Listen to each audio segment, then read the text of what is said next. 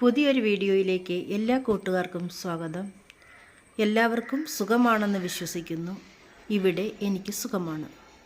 ഇനിയും വീഡിയോയിലേക്ക് പോകാം. ഞാൻ ഇന്ന് ഒരു മുരിങ്ങയ്ക്ക കറിയാണ് തയ്യാറാക്കുന്നത്. അതിനായി 3 ചെറിയ മുരിങ്ങയ്ക്ക എടുത്തിട്ടുണ്ട്. അത് ചെറുതായി മുറിച്ച് കഴുകി എടുത്തിട്ടുണ്ട്. ഇനിയും ഇതിലേക്ക് 3 പച്ചമുളക്, 1 തക്കാളിപ്പഴം കട്ട് ചെയ്തത് ചേർത്ത് കൊടുക്കാം.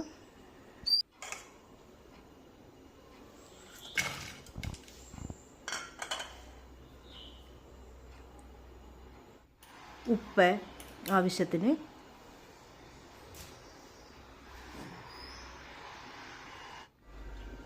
മഞ്ഞൾപ്പൊടി ആവശ്യത്തിന് വെള്ളവും ചേർത്ത് വേവിച്ചെടുക്കാം.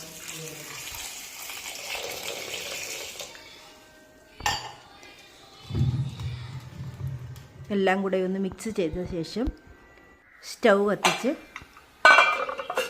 അടുപ്പിൽ വയ്ക്കാം.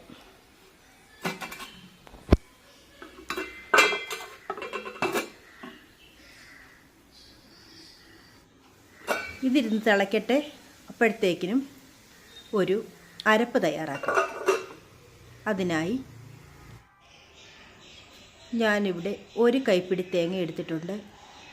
5 ചുവന്നുള്ളി എടുത്തിട്ടുണ്ട്.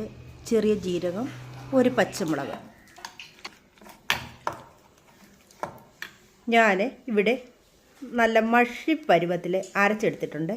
ഇത് വെള്ളവും ഒഴിച്ച് ഒന്ന് മിക്സ് ചെയ്ത ശേഷം നമുക്ക് കറിയിലേക്ക് ചേർത്ത് കൊടുക്കാം. ഞാൻ കറിയിലേക്ക് ചേർത്ത് കൊടുത്തിട്ടുണ്ട്. കറി ഇവിടെ നന്നായി തിളച്ചിരുന്നു. അരച്ചെടുത്തുകൊണ്ട് വന്നപ്പോഴത്തേക്കിന് അപ്പോഴേ കറിയിലേക്ക് ഇത് ചേർത്ത് കൊടുത്തു. അതിനുശേഷം എല്ലാം കൂടെ നന്നായി ഇളക്കി യോജിപ്പിച്ച ശേഷം വീണ്ടും ഒന്ന് കറി ചെറുതായി ഒന്ന് ചൂടാകത്തക്ക പോലെ അടച്ചു വെച്ചിട്ടുണ്ടായിരുന്നു. തിളയ്ക്കണ്ട. തിളച്ചാൽ തേങ്ങ അരച്ച കറി ആയതുകൊണ്ട് പിരിഞ്ഞു പോകും. എല്ലാവർക്കും അറിയാവുന്ന കാര്യമില്ല. ഇപ്പോഴേ ഇനിയും കടുക് വറക്കാനായിട്ട് എടുക്കാം.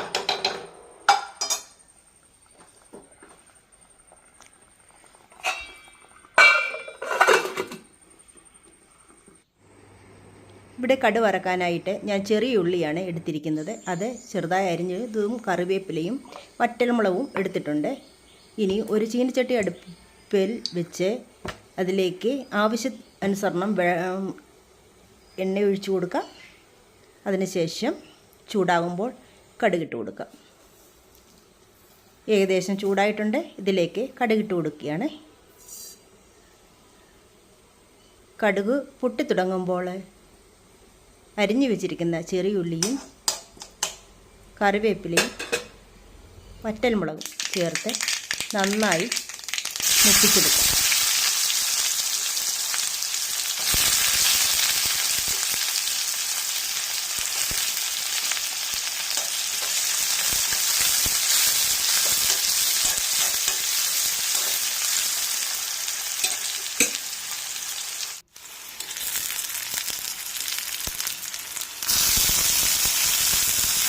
അതിനു മുമ്പായിട്ട് എല്ലാവരോടും എനിക്കൊരു കാര്യം പറയാനുണ്ട്.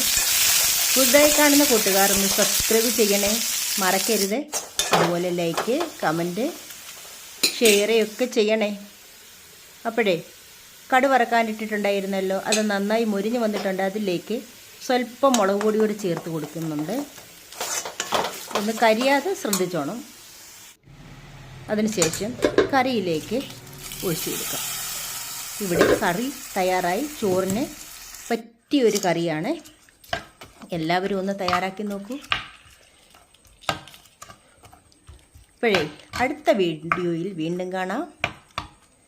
എല്ലാവർക്കും ഇഷ്ടപ്പെട്ടെങ്കിൽ ലൈക്ക് ചെയ്യണേ, കമൻറ്റ് ചെയ്യണേ, സബ്സ്ക്രൈബ് ചെയ്യണേ. എന്നാൽ അടുത്തൊരു വീഡിയോയിൽ വീണ്ടും കാണാം. നന്ദി, നമസ്കാരം.